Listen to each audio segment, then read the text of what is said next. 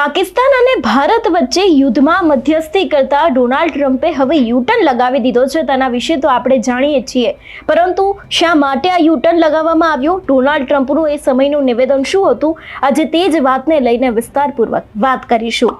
નમસ્કાર, હું હંસિની અને તમે જોઈ રહ્યા છો નિર્ભય ન્યૂઝ. આપણે જોયું છે કે અમેરિકાના રાષ્ટ્રપતિ ડોનાલ્ડ ટ્રમ્પ છેલ્લા ઘણા સમયથી ચર્ચાનું કારણ બન્યા છે. એમાં પણ જ્યારે ભારત અને પાકિસ્તાનના યુદ્ધના વચ્ચે મધ્યસ્થી કરવાની હતી એ બાદ તેમનું એક ટ્વીટ સામે આવ્યું હતું, પરંતુ એ બાદ ડોનાલ્ડ ટ્રમ્પ દ્વારા સીધો જ યુટર્ન લગાવી દેવામાં આવ્યો હતો. તેમના દ્વારા અનેક એવા નિવેદનો આપવામાં આવ્યા હતા.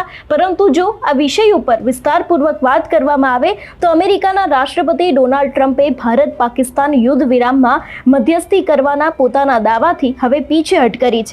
તેમણે કહ્યું કે તેમણે ફક્ત મદદ કરી હતી, કોઈ મધ્યસ્થી નથી કરી, તેવું જ સીધું કારણ તેમના દ્વારા આપવામાં આવ્યું છે. એટલું જ નહીં, અગાઉ પણ તેમણે અમેરિકાની ભૂમિકાને મહત્વપૂર્ણ ગણાવી હતી, જેને ભારતે સંપૂર્ણપણે નકારી કાઢી હતી.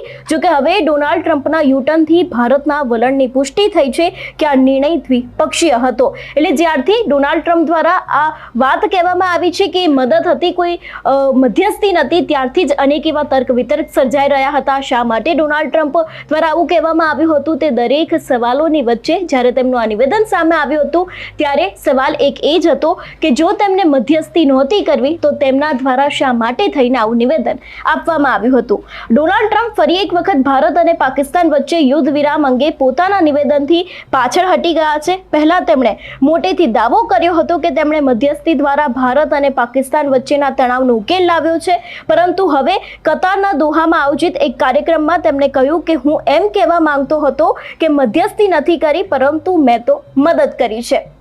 આની પાછળ ઘણા બધા કારણો હોઈ શકે છે, કારણ કે જ્યારથી ભારતીય વિદેશ મંત્રી અમેરિકાના વિદેશ મંત્રી સાથે વાતચીત થઈ હતી તે સમયે પણ અનેક એવા અગત્યના નિર્ણય કરવામાં આવ્યા હતા. એ બાદ પાકિસ્તાન તરફથી પણ આની પ્રતિક્રિયા સામે આપવામાં આવી હતી.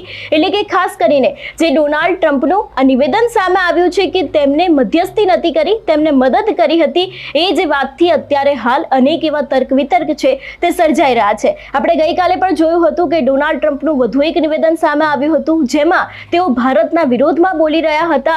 જે એપલના સીઈઓ છે એમના દ્વારા કહેવામાં આવ્યું હતું કે તમારે ભારતમાં ઉત્પાદન કરવાની કોઈ જરૂર નથી, તમારે અમેરિકામાં આવીને ઉત્પાદન કરવાની હવે જરૂર છે, તેવું પણ ક્યાંક તેમના દ્વારા કહેવામાં આવ્યું હતું. પરંતુ ક્યાંક હવે ટ્રમ્પ અને ભારત વચ્ચે કોઈક નવા જૂની થઈ શકે છે તેવું પણ આ નિવેદન ઉપરથી લાગી રહ્યું છે.